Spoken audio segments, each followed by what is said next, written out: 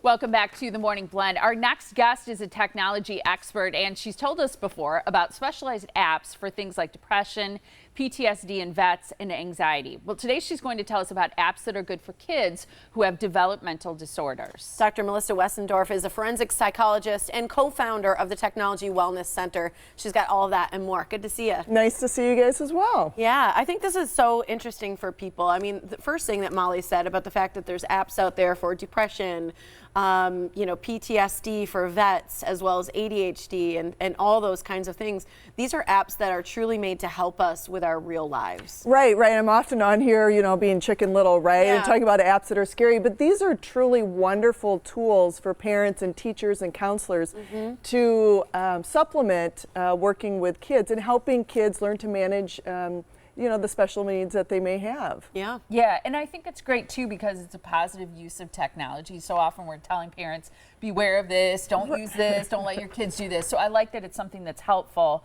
We've talked about different things, disorders, problems it helps with. So this is specifically related to things like autism, kids on the spectrum, as well as ADHD, and then other developmental difficulties. So is this something that is like a daily use kind of thing, or apps that you use with the child? Yeah, so these apps some are for the kids to communicate. So in autism spectrum disorders, they have difficulty with understanding social situations and communicating.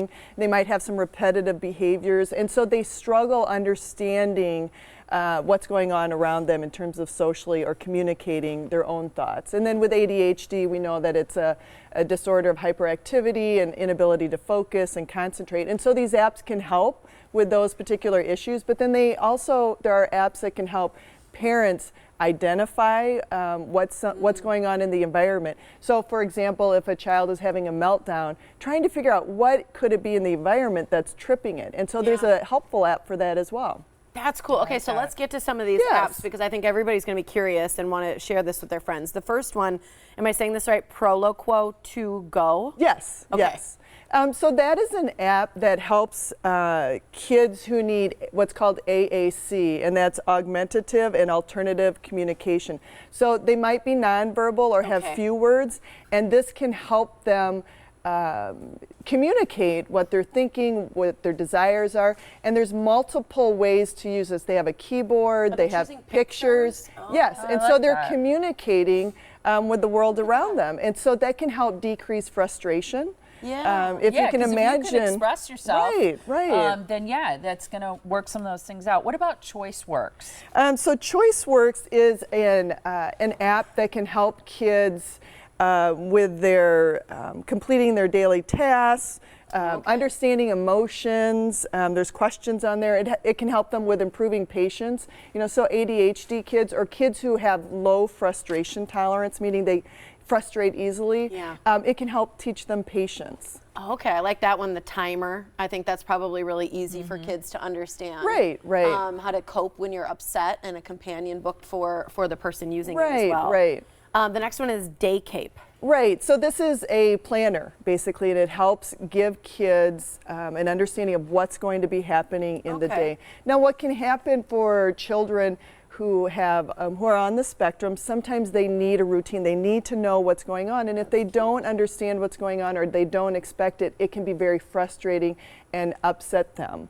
And so this is a way to help them say, okay, this is when I'm doing this is when I'm doing this, and it can help ease that frustration. Is this then scheduled, or can you interact on that one?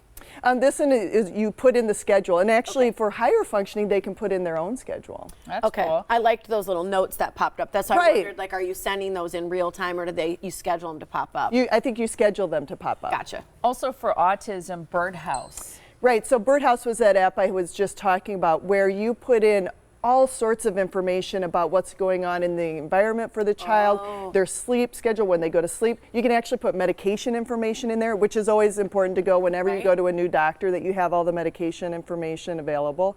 And so, like, they give an example of a child who was having a lot of meltdowns, and the app actually helped them figure out, oh, this is what's happening around this same time. And so when they altered that, the meltdowns decreased, which I think is a wonderful way, because even trying to figure out our own kids' schedule or what's going on for our kids can be difficult, and this is an app that can help with special needs. The next one is Touch and Learn. It's emotions. Right. Again, this is for kids who struggle understanding emotions, and it's just a teaching tool, a learning tool. The last one is Dexteria. We're running out of time. Just a quick word about Dexteria.